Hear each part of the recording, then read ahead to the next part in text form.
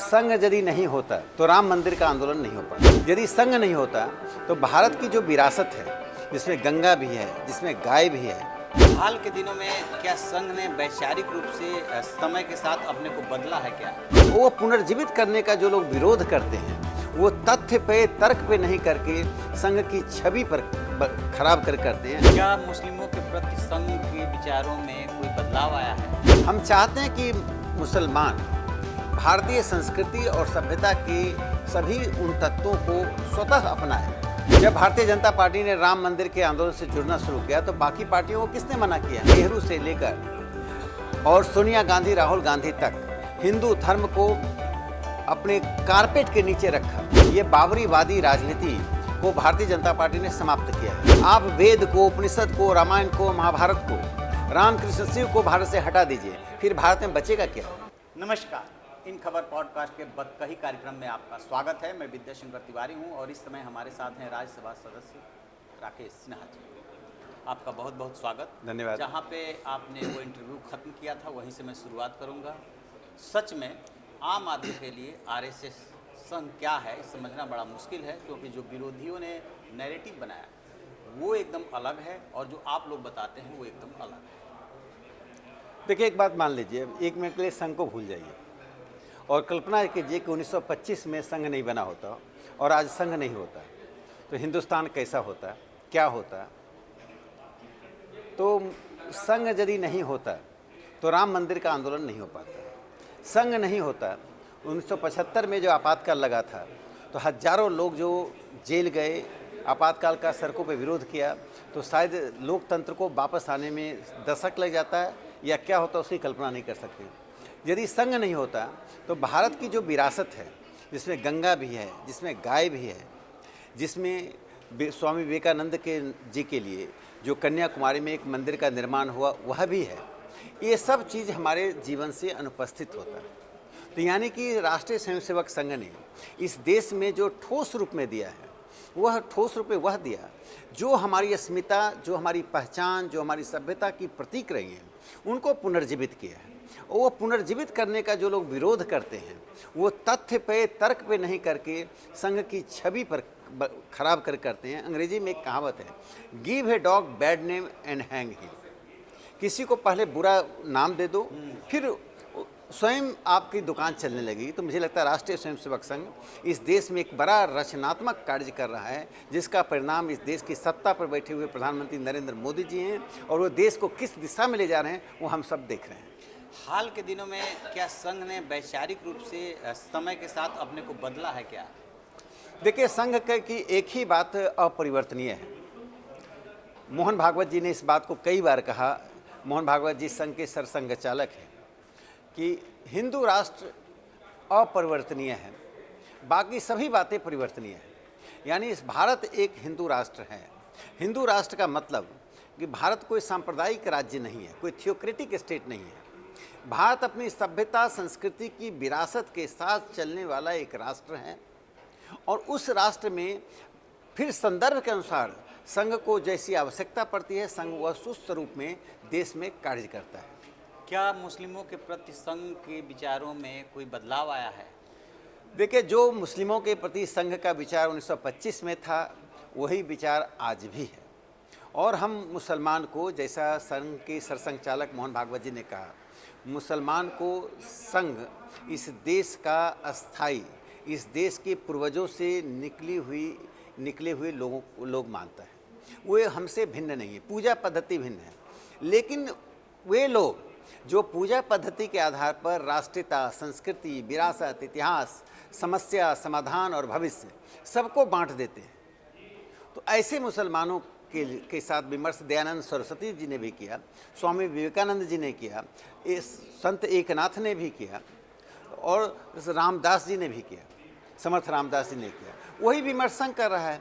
हम चाहते हैं कि मुसलमान भारतीय संस्कृति और सभ्यता के सभी उन तत्वों को स्वतः अपनाए जो हमारे पूर्वजों के साथ था। पूजा पद्धति हमें बांटे नहीं।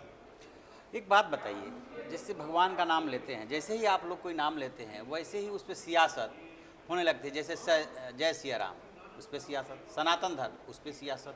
तो क्या बीजेपी जो राजनीतिक फायदा लेने की कोशिश करती है, दूसरा पक्ष वही काम करता है? देखिए, हम राजनीतिक फायदे के लिए नहीं बोलते हैं। अब भगवान राम के मंदिर के निर्माण का आंदोलन भारतीय जनता पार्टी या राष्ट्रीय स्वयंसेवक संघ की स्थापना काल से शुरू नहीं हुआ। ये 450 साल पुराना आंदोलन है। सैकड़ों लोगों ने इस के लिए बलिदान दिया। तो भारतीय जनता पार्टी ने राजनीतिक रूप से उस आंदोलन का समर्थन किया। उसी तरह से भगवान शिव और भगवान कृष्ण का मंदिर कोई भारतीय जनता पार्टी या राष्ट्रीय स्वयंसेवक संघ की स्थापना काल से नहीं बना, न विवाद तब से शुरू हुआ। इसका निर्माण हजारों साल पहले हुआ। तो संघ और भारतीय जनता पार्टी सिर्फ अपनी पूजा पद्धति और अपने सनातन धर्म से जुड़े हुए उन चीज़ों के जिनके बारे में अपराध बोध भर दिया गया, हम अपराध बोध से इस हिंदू समाज को मुक्त करना चाहते हैं और हमने बहुत हद तक हिंदू समाज को मुक्त कर दिया। आज अपने आप को हिंदू कहने में, हिंदू संस्कृति से के साथ को आत्मसात करने में, हिंदू संस्कृति का विवरण देने में किसी को संकोच नहीं होता है। जो विपक्ष सवाल उठाता है ना, वो ये नहीं कह रहा है कि भगवान का नाम लेने में कोई दिक्कत है। वो कहता है कि इन लोगों ने इसको पॉलिटिकल नारा बना दिया है, लिहाजा इसमें हमें दिक्कत है, ये नहीं, ये होना चाहिए। देखिए, विपक्ष के डिक्टेशन के अनुसार भारतीय जनता पार्टी काम नहीं कर सकती है। जब भारतीय जनता पार्टी ने राम मंदिर के आंदोलन से जुड़ना शुरू किया तो बाकी पार्टियों को किसने मना किया? आज भी वे पार्टियां, सर्वोच्च न्यायालय का यदि फैसला नहीं होता तो आज बाबरी मस्जिद के साथ खड़ी होती। ये बाबरीवादी राजनीति को भारतीय जनता पार्टी ने समाप्त किया है और राजनीतिक रूप से ही समाप्त किया जा सकता था। एक संस्कृति को राजनीतिक चश्मे से देखते हुए नेहरू से लेकर और सोनिया गांधी, राहुल गांधी तक हिंदू धर्म को अपने कारपेट के नीचे रखा और मुस्लिम तुष्टीकरण की नीति को इतना अधिक आगे ले गए, अल्पसंख्यक तुष्टीकरण को इतना अधिक आ गए कि हिंदू संस्कृति से जुड़ी हुई परंपराएं, जुड़े हुए कर्मकांड, जुड़ी हुई परिभाषाओं से देश अलग हो गया। भारत के संविधान जब लिखा गया उसमें 23 चित्र थे। उसमें माँ सीता और भगवान राम का चित्र है, उसमें नटराज का चित्र है, उसमें अशोक का चित्र था, उसमें शिवाजी का चित्र था। उसको किसने हटाया, क्यों हटाया?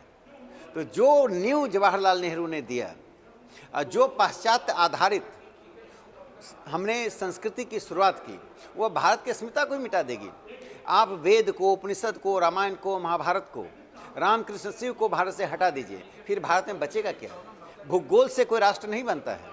अपनी अस्मिता को बनाने के लिए एक बड़ी संस्कृति, वो प्रगतिशील संस्कृति की आवश्यकता पड़ती है, आध्यात्म की आवश्यकता पड़ती है, सभ्यताई तत्वों की आवश्यकता पड़ती है। वही भारतीय जनता पार्टी उसी को बचा रही है। आप जिस चीज़ को सांस्कृतिक रूप से, भावनात्मक रूप से जुड़ने की बात करते हैं और उसी को लेकर, जैसे मान लीजिए कि अभी राम मंदिर की में प्राण प्रतिष्ठा होने जा रही है, बहुत बड़ा इवेंट होने जा रहा है, लोगों की भावनाओं से जुड़ा हुआ इशू है, लेकिन इस पर भी राजनीति। देखिए, भगवान राम के मंदिर के निर्माण से जो लोग जुड़े थे वे सभी उस प्राण प्रतिष्ठा में हैं। जिनको भगवान राम के मंदिर के बनने से पेट में दर्द हो रहा है, सर दर्द हो रहा है, एक साथ सर दर्द और पेट दर्द दोनों हो रहा है, ये कौन लोग हैं? वामपंथी हैं। ये कौन लोग हैं? कांग्रेस पार्टी के लोग हैं। राहुल गांधी क्या खुश हैं राम मंदिर बनने से? क्यों नहीं राम मंदिर का समर्थन उन्होंने सर्वोच्च न्यायालय के निर्णय से पहले किया? उन्हीं की पार्टी के कपिल सिब्बल क्या कह रहे थे, कितने अड़चन डाल रहे थे। आज भी कांग्रेस ने भगवान राम के मंदिर के निर्माण को स्वीकार नहीं किया है। राहुल गांधी मंदिरों में जनेऊ पहन कर जाते हैं और कश्मीर और केरल जाते ही जनेऊ उतार देते हैं। तो भारत की राजनीति में वे ताकतें, वे तत्व, वे पार्टियां जो हिंदू संस्कृति को मिटा देना चाहती हैं, उनके खिलाफ हम साफ खड़े हैं। उनको मिटाने के लिए हम खड़े हैं, उनको हम स्वागत करने के लिए खड़े नहीं हैं। उनको जनता के बीच मिटाएंगे, उनकी अस्मिता मिटा देंगे। और मिटने से बचने के लिए अब नीतीश कुमार जी जाकर माँ जानकी की मंदिर का शिलान्यास कर रहे हैं। नीतीश कुमार जी को आज ही क्यों ध्यान में आ गया? ये वोट के लिए मस्जिद, मंदिर, गिरजाघर, चर्च जाते हैं। हम वोट के लिए नहीं, भारत को बचाने के लिए हम अध्यात्म के साथ खड़े हैं। एक सवाल कश्मीर और 370 से रिलेटेड हटा, 35A हटा, सुप्रीम कोर्ट की मुहर भी लग गई। कितना बदलाव, क्योंकि आप बहुत इन सब चीज़ों में रुचि लेते हैं, देखते हैं, जानते हैं, सुनते हैं, बहस में भाग लेते हैं। कितना बदलाव हुआ, अभी कितना रह गया? देखिए, पहली बार हो रहा है कश्मीर में पैदा लेने वाली महिला को वही अधिकार है जो वहाँ के पुरुषों का अधिकार है। आप सोचिए, आधुनिक समाज में एक ही पिता का एक बेटा और एक बेटी के आधे अधिकार और बेटे के पूर्ण अधिकार। पहली बार हो रहा है कि शेड्यूल कास्ट शेड्यूल ट्राइब के लोगों को, ओबीसी के लोगों को कश्मीर में पूरा अधिकार मिल रहा है। पहली बार ऐसा हो रहा है। एक घटना देख लीजिए, 1957 में जम्मू कश्मीर में एक सफाई कर्मचारियों ने हड़ताल की। उस हड़ताल का निपटने के लिए पंजाब से 257 सफाई कर्मचारी को लाए गए, वाल्मीकि समाज से जुड़े हुए थे। उनकी संख्या आज लगभग 3 लाख है। और उस वाल्मीकि समाज के लोगों को अधिकार नहीं दिया गया। उनका पढ़ा हुआ बच्चा एकलव्य ग्रेजुएट था, वो कोई सरकारी नौकरी के लिए अप्लाई नहीं कर सकता था, सिर्फ सफाई कर्मचारी हो सकता था। राधिका जो स्टेट लेवल के एथलीट थी, लेकिन जॉब लेने जाती थी तो सिर्फ वह सफाई कर्मचारी बन सकती थी। आज राधिका और एकलव्य आईएएस बन सकते हैं, बैंक के बड़े ऑफिसर बन सकते हैं, यूनिवर्सिटी के प्रोफेसर बन सकते हैं। 370 हटने का क्या परिणाम हुआ, उसका उदाहरण एकलव्य और राधिका है। महाभारत हमें एक कहानी मालूम है, एकलव्य का अंगूठा काट लिया गया था, वो तब की कहानी है। समाज ने आज तक स्वीकार नहीं किया और जम्मू कश्मीर में हजारों एकलव्यों का अंगूठा काटा जाता रहा और ये पार्टियां चुप रहीं। भारतीय जनता पार्टी मोदी जी के नेतृत्व में ऐसे एकलव्यों की प्रतिष्ठा को, अधिकार को, सम्मान को पुनर्स्थापित किया। यह 370 की देन है। बहुत अच्छा, शुक्रिया आपका बहुत बहुत। आप जुड़े, हमसे बातचीत की। Thank you. बहुत बहुत धन्यवाद।